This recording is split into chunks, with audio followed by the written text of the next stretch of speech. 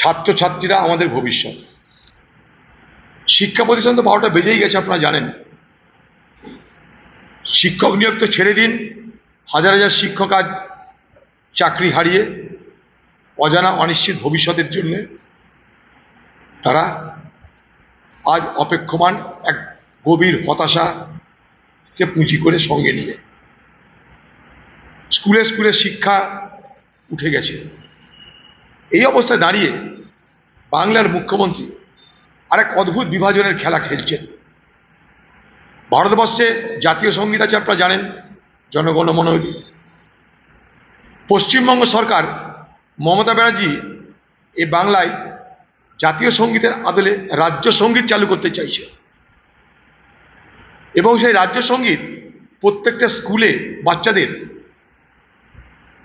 জাতীয় সঙ্গীত গাওয়ার পর তাদেরকে গাইতেই হবে, বাধ্যতামূলক করছে।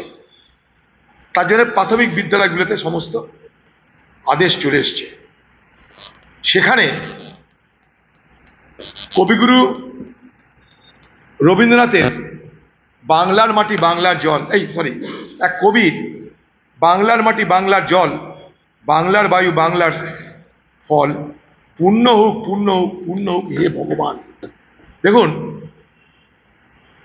বাচ্চাদের যদি আমরা বলি পূর্ণ হোক হে ভগবান, তাহলে মুসলিম সম্প্রদায়ের বাচ্চারা, তাদের জন্য কিন্তু মুসলমান সম্প্রদায় এটা মানবে না। আমরা সবাই জানি ঈশ্বর আল্লাহ তেরে নাম সবকো সরমতি দে ভগবান, মহাত্মা গান্ধী বলেছেন। স্কুলে স্কুলে যদি এই গানটা শেখানো হতো মহাত্মা গান্ধীর সুরে, ঈশ্বর আল্লাহ তেরে নাম সবকো সরমতি দে ভগবান, আলাদা কথা ছিল।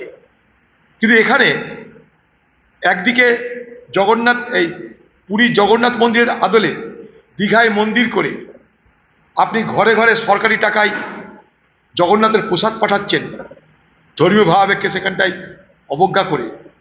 মুসলমানরা প্রসাদকে প্রসাদ হিসাবে খেতে আপত্তি আছে তাদের, যেমন হিন্দুদের ঈদ বকরিদের খাবার খেতে আপত্তি আছে, অনেক হিন্দুদের, সকলের কথা বলছি না। ঠিক তেমনিভাবে যদি স্কুলে স্কুলে পূর্ণ হোক পূর্ণ হোক পূর্ণ হোক এ ভগবান বলে যদি রাজ্য সঙ্গীত গাওয়ানো বাধ্যতামূলক করা হয়, তাহলে কিন্তু মুসলমান সম্প্রদায়ের মধ্যে তার বিরূপ প্রতিক্রিয়া অবশ্যই হবে এবং সেটা হচ্ছে। অনেক স্কুলে মুসলমান সম্প্রদায়ের অভিভাবকরা তারা প্রতিবাদপত্র পাঠিয়ে বলছে এই গান বন্ধ করে, নৃত্য গান, এটা আবার নৃত্য করে গাইতে হবে। এটা মুসলমানদের ধর্মীয় ভাবাবেগে আঘাত করছে বলে মুসলমান সম্প্রদায়ের মানুষরা আমাকে বলেছে। আমি সেই জায়গাটায় দাঁড়িয়ে আপনাদের মাধ্যমে পশ্চিমবঙ্গ সরকারকে দাবি করব যে মুসলমান সম্প্রদায়ের ভাবাবেগকে আঘাত করে আপনারা জবরদস্তি রাজ্য সঙ্গীতকে সামনে রেখে নৃত্যগীতির মধ্য দিয়ে বাধ্যতামূলকভাবে সেখানটায় হে ভগবান বলানোর চেষ্টাটা না করায় বাঞ্ছনীয়। কারণ হিন্দুরা যাকে ভগবান বলে, মুসলমানরা আল্লাহ বলে, কিন্তু কোনো হিন্দু সকালবেলা ভগবানকে নাম করে, তারা আল্লাহর নাম করে না। ঠিক তেমনিভাবে মুসলমান সকালে উঠে আল্লাহর নাম করে, ভগবানের নাম করে না। এই ধর্মীয় ভাবনার ফারাকটাকে আমাদের বুঝতে হবে।